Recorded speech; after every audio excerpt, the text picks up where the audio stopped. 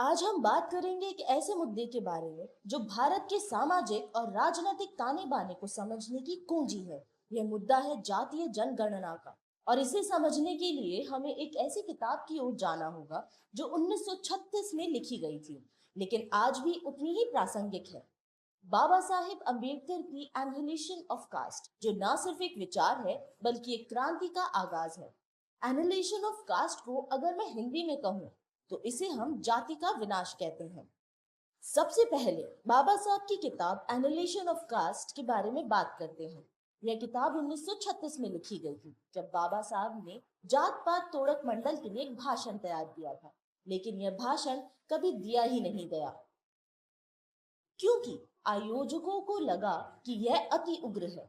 बाबा साहब ने इसे किताब के रूप में छापा और यह किताब आज भी एक मशाल है।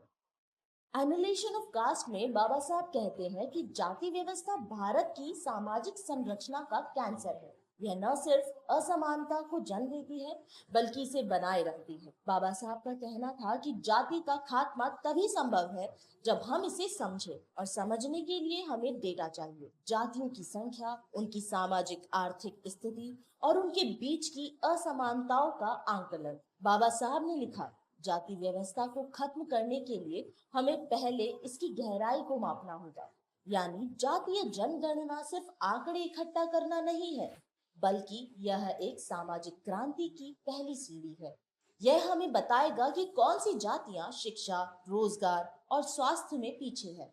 और जब तक हम यह नहीं जानेंगे, हम नीतियां कैसे बनाएंगे। तो अब सवाल यह है कि हम जाति जनगणना के सिलसिले में जाति के विनाश की बात क्यों कर रहे हैं। तो जवाब है कि जाति जनगणना का उद्देश्य है सामाजिक न्याय के लिए डेटा इकट्ठा करना और ये जानना कि कौन सी जातियां अभी भी पीछे रह रही है और उन्हें कैसे उठाया जा सकता है।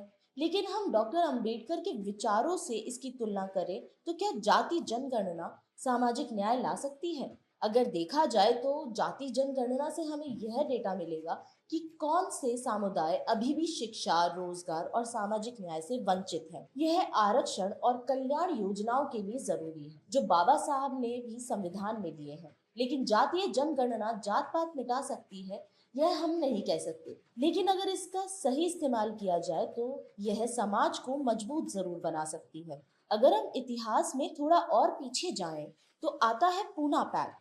1932 में जब ब्रिटिश सरकार ने दलित समुदायों के लिए अलग निर्वाचक मंडल का प्रस्ताव रखा, तब डॉक्टर अंबेडकर इसके समर्थन में थे। लेकिन महात्मा गांधी ने इसका विरोध किया और आमरण अनशन पर बैठ गए। नतीजन पूना पैक्ट हुआ, जिसमें अलग निर्वाचक मंडल के बजाय आरक्षित सीटों का सिस्टम आया। यह एक समझौता था, लेकिन बाबा साहब ने इसे मंजूर किया क्योंकि वो सामाजिक एकता के लिए चिंता में थे। तो देखा जाए, जाति का विनाश न सिर्फ एक किताब है बल्कि एक क्रांतिकारी विचार है जो आज भी सामाजिक न्याय के लिए प्रेरित करता है।